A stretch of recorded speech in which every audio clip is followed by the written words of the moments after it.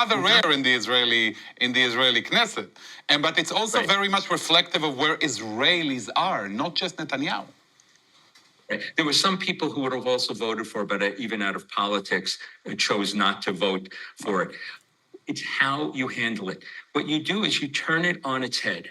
You say, yes, it is an Israeli interest for there to be Palestinian independence or a path to that. It doesn't talk about a state, but it talks about self-sufficiency. So you say, however, the first thing that has to happen is they have to create rule of law. Right. They have to stop paying for terrorists, to pay for slave program. Right. They have to have freedom of press. They have to protect minority rights.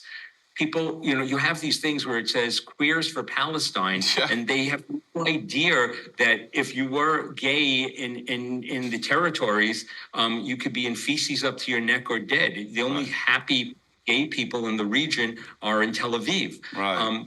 Or those Palestinians who escaped from Palestinian autonomous rule into Israel.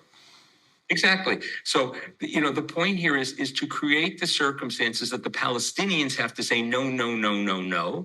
And then all of a sudden, you're not talking about the two-state solution. Bibi is more than sophisticated enough to have turned this around. He chose not to for domestic political issues.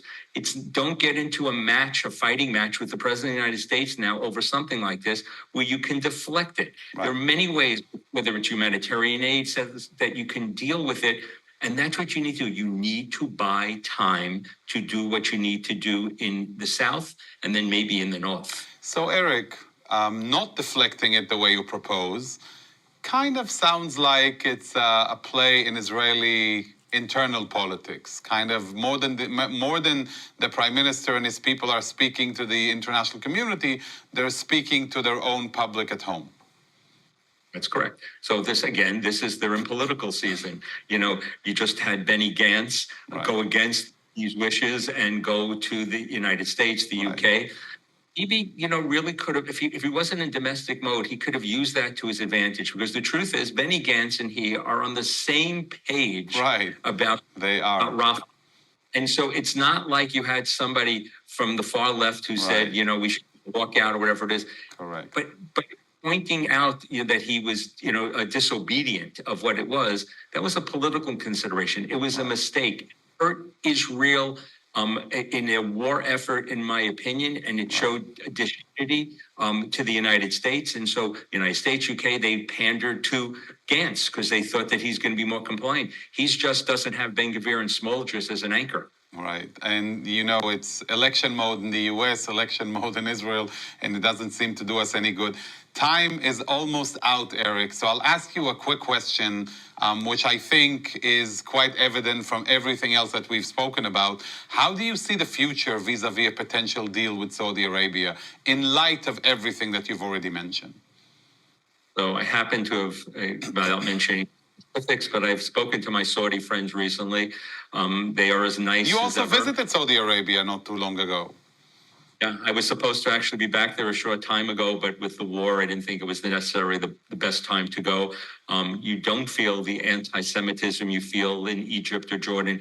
I'm optimistic that Mohammed bin Salman wants to bring Israel in for his Vision 2030. I think once he goes in, countries like the most populous Muslim country in the world, Indonesia, might join in. There's all kinds of possibilities because they like what Israel could offer them economically. But the Palestinians are, again, being allowed to have a veto on advancing their interests. So down the road, I don't know where down the road it is, but down the road, I think that it will be there. The real question, though, is if Israel doesn't pair victorious at the end of this, the Saudis are not going to be so interested in being close with Israel. Israel needs to come out as the strong power in the Middle East, and that's a reason for the Saudis to want to normalize them beyond the economics. Eric, I don't see any other option for Israel and Israelis, and definitely not in Israelis' mind, than to, as we say, finish the job, don't you think? Israel has to finish the job in Gaza, do what it needs to do in the north, do what it needs to do in Judea and Samaria, be strong, be perceived as strong, and only in this region, if you're perceived strong, then you have leverage to negotiate diplomatically what the Saudis will respect and the rest of the Arab world will respect. Eric, what a joy it is always to speak to you and tap into that incredible ocean, not even a sea, of knowledge that you have. And for the sake of our viewers, for anyone who wants to follow your analysis and read, the impressions of your visits and all of these pearls of wisdom that you've been able to provide us, please give some details to our viewers. How can they follow you? So please follow me on Instagram. It's Dr. Eric Mandel, DrEricMandel. Please, if you can go to MEPIN Analysis, MEPIN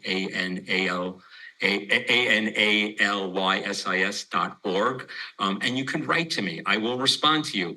ermandelmd@gmail.com. So please follow me on Instagram and please go to MEPIN Analysis and please reach out to me. I will respond because I really believe the one thing that we need is facts in context, and really getting out the truth, not propaganda. And also following your op-eds as you publish them from time to time in different outlets. And I'll also mention again your frequent appearances on college campuses. Right. So please, as I say, not just follow me on Instagram and mepinanalysis.org, but I write for The Hill, I write for the Jerusalem Post, I'm the senior security editor for the Jerusalem Report. Please follow me. And again, my analysis does best when I hear people giving me their feedback. So please, I really want that. I sure do enjoy reading your pearls of wisdom and your smart analysis. It gives me a spectacular perspective, just like you're able to brief the high-level elected officials. And like you say, Eric, nothing better than facts and truth to fight the sea of misinformation and disinformation out there.